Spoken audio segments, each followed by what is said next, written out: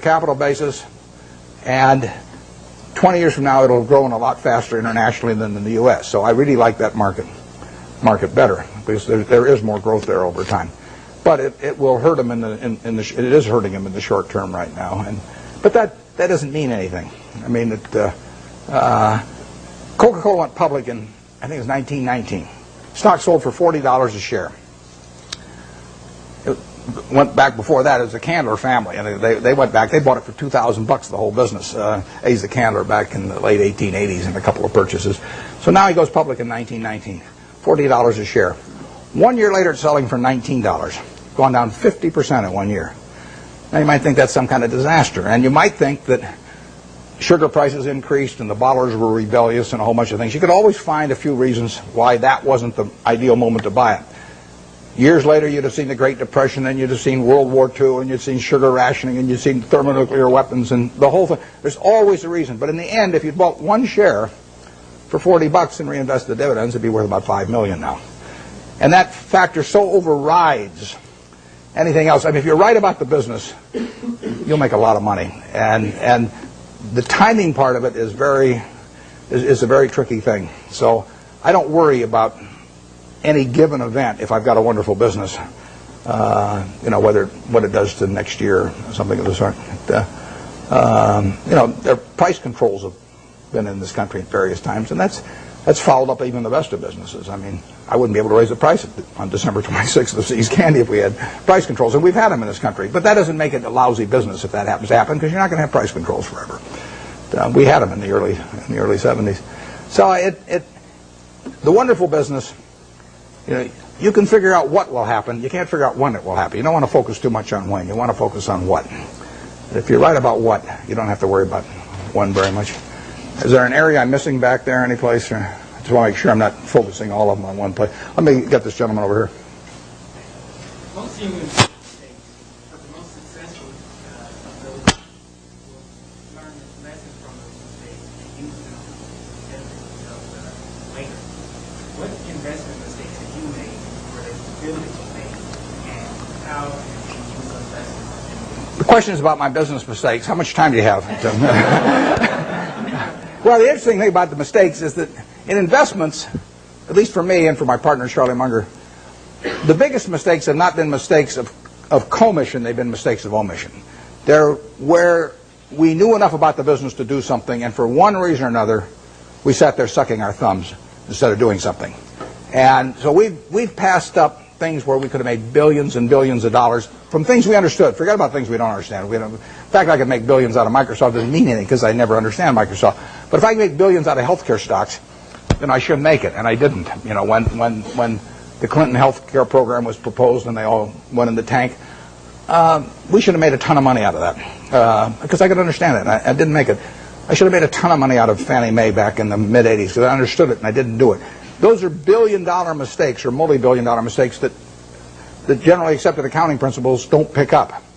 The mistakes you see, we made I made a mistake buying U.S. Air Preferred some years ago. I mean, I had a lot of money around. I make mistakes when I get cash. Charlie tells me to go to a bar instead. Don't hang around the office. But I hang around the office and I got money in my pocket. I do something dumb. And it happens every time. So I bought this thing. Nobody made me buy it. I now have a 800 number I call every time I think about buying stock in an airline, and they talk me down. They say, I say, I'm Warren, I'm an airaholic, and then the guy says, keep talking, don't hang up, and don't do anything rash. And finally, I get over it. But I bought it, and it looked like we were going to lose all our money in that, and we came very close to losing all our money, and you can say we deserved to lose all our money. And we bought it because it was an attractive security, but it was not in an attractive business. I did the same thing with Solomon. I bought an attractive security in a business that I wouldn't have bought the equity in. So you can say that that's one form of mistake, buying something because you like the terms when you don't like the business that well. And I've done that in the past and probably do it again. The bigger mistakes, though, are the ones of omission. I did back when I had the $10,000. I put $2,000 of it into a Sinclair service station, which I lost. So my opportunity cost on that's about $6 billion right now. Fairly big mistake. Yeah. It makes me feel good when Berkshire goes down then, because the cost of my Sinclair station goes down too. My 20% opportunity cost. But I will say this. You talk about learning from mistakes. I really believe it's better to learn from other people's mistakes as much as possible. But we don't spend any time looking back at Berkshire. I've got a partner, Charlie Munger. We've been pals for 40 years. We've never had an argument. We disagree on things a lot, but we don't have arguments about it, and we never look back. We just figure there's so much to look forward to that there's just no sense thinking about what we might have. It just doesn't make any difference. I mean, you can only live life forward, and you can learn something perhaps from the mistakes, but the big thing to do is stick with the businesses you understand. And so if there's a generic mistake of getting outside of your circle of competence and buying something because somebody tips you on it or something of the sort in an area you don't know anything about, I mean, that you should learn something from that, which is that you stay with what you can figure out yourself. I mean, you really want your decision making to be by looking in the mirror and saying to yourself, I'm buying 100 shares of General Motors at 55 because. And I mean, it's your responsibility if you're buying it, and there's got to be a reason.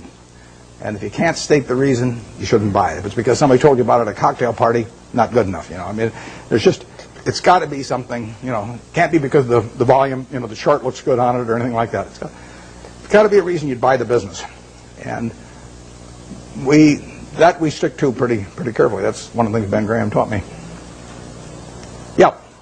But with the current tenuous economic situation in the world, although our economy seems to be still chugging along quite well, where are we going?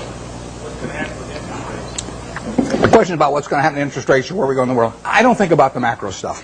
I just important. What you really want to do in investments is figure out what's important and knowable. If it's unimportant or unknowable, you forget about it. What you talk about is important, but in my view, it's not knowable. Understanding Coca-Cola is knowable, or Wrigley, or Eastman Kodak, or anything. I mean, you can understand those businesses. That's knowable.